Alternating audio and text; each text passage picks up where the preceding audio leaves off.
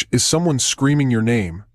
Then the longship pulls away from shore, and even that fades to nothing. Your wrists are bound with rope. Your face is pressed against wet timber alongside 30 other captives who are all bleeding, praying, or staring at something you can't see anymore.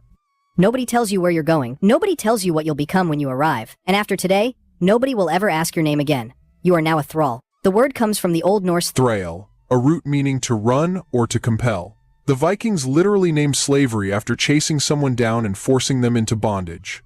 And what waited on the other end of that boat ride was somehow worse than the raid itself. How you ended up here. The vast majority of thralls were grabbed during Viking raids on the British Isles, continental Europe, and the Slavic East. Monasteries were prime targets. Because monks are notoriously bad at self-defense, coastal villages got hit repeatedly. In one recorded raid on Armagh, Ireland, Vikings took over 700 captives. 700 people in a single grab. But raids weren't the only pathway into thraldom.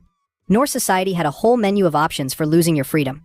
Debt slavery was called flatforing. If you owed more than you could pay, you could voluntarily enter thraldom to work off the debt. Voluntary is doing a lot of heavy lifting in that sentence, since the alternative was usually starvation or worse. One scholar described the arrangement as voluntary up to a point, albeit entered into under considerable economic compulsion. Which is an academic way of saying you weren't technically forced, but you also weren't technically choosing. Certain crimes got you enslaved too.